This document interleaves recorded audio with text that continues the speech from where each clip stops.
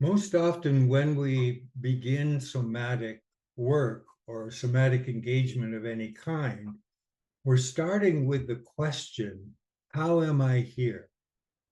And the purpose of this question is to wake up the observer or the witness, that aspect of our consciousness that is paying attention to how we're present.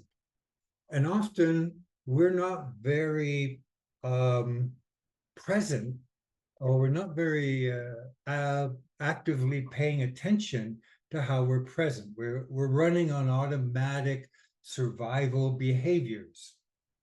And mostly we're numb to how we are present. We're staying at the surface of interaction, whether it's reactionary or whether it's pleasant, doesn't matter. We're riding on the surface of the body's experience. So when we ask the question, how am I here? We're actually making a commitment to listen to what the body is saying and to be informed and affected by what it is that we're hearing when we actually listen. Initially, we start with the surface because all intimacy begins at the surface. No matter how well you might know somebody, all intimacy begins at the surface and then spirals down into the depth that is available in any situation with any person. So the first thing that we want to pay attention to or listen to are our thoughts. And in reaction, our thoughts are all judgmental. They're all putting a name to something. They're all labeling people. They are thoughts that are filled of, I like this, I don't like this is good, this is bad, this is right, this is wrong. And particularly here, we're talking about any interaction that involves psychological significance.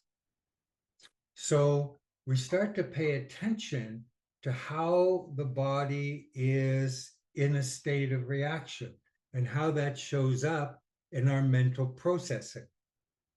And judgment is always an excellent red flag to tell us that we are in a state of reaction, that we are not in a state of being rested in the deeper body. Then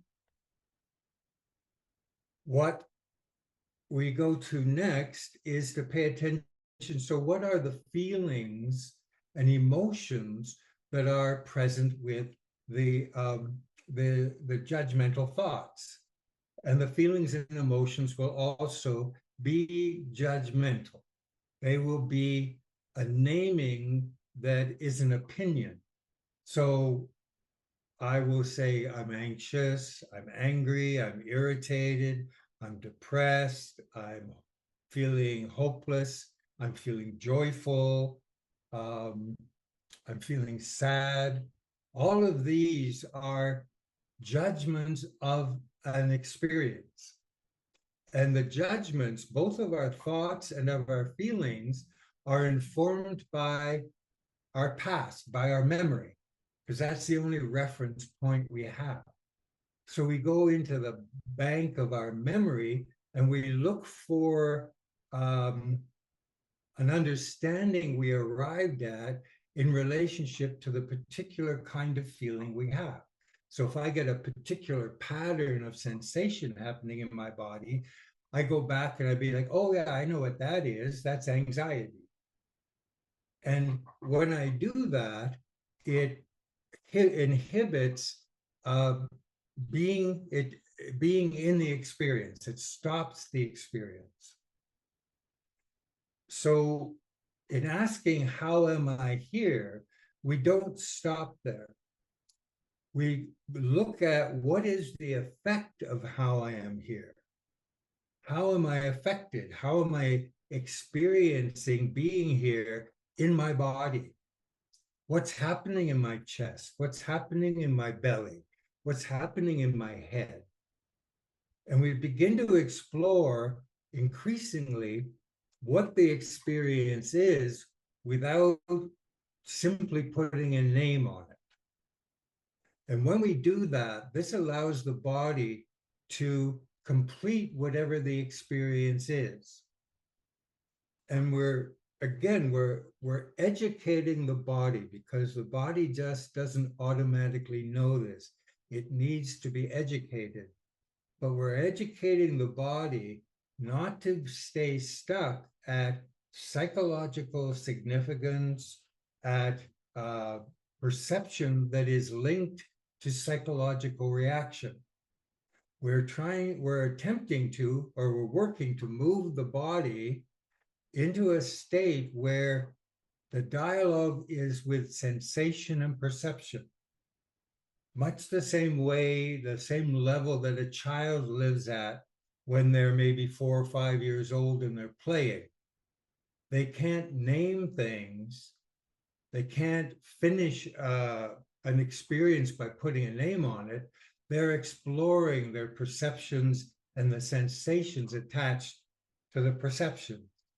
This tastes good. It doesn't taste good. This smells good. This is round. This is square. This is a triangle. So it's the dialogue is all in the realm of perception, and the education is all in the realm of perception. And the body grows in that deeper relationship where we haven't put a name on something and truncated the ability to be present. Because the moment that a child stops experiencing an apple as a shape and a taste and a smell and a feel, the moment that the child says that's an apple, it stops most of its experience of an apple. Now when it sees an apple, it's like, oh, that's an apple. But when it first met the apple, it was like, what is this?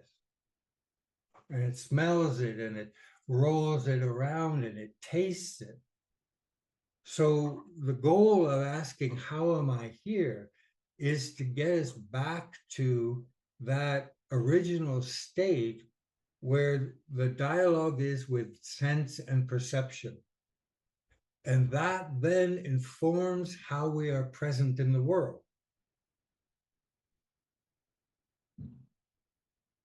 When we label or name things, before we allow ourselves the complete experience of what we have named, then we're staying at the surface of our experience.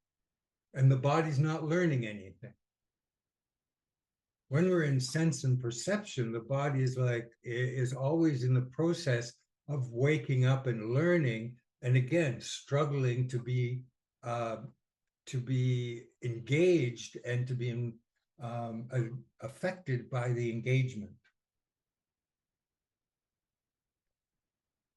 So that the asking of how I am here is the beginning of addressing our relationship with what is, and disciplining or managing the judgment that we have.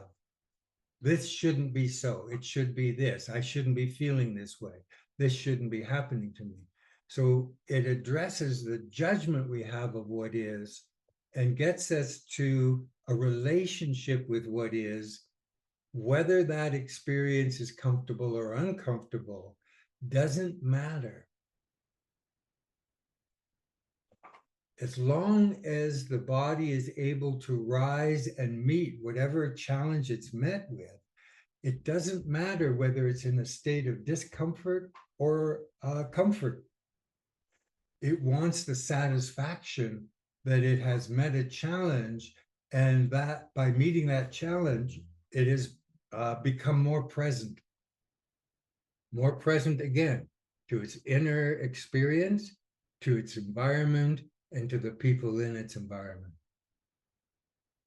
And all of this makes us then available to be affected and less frightened of being affected. More able to be open to be affected and then to move into a relationship with what has affected us.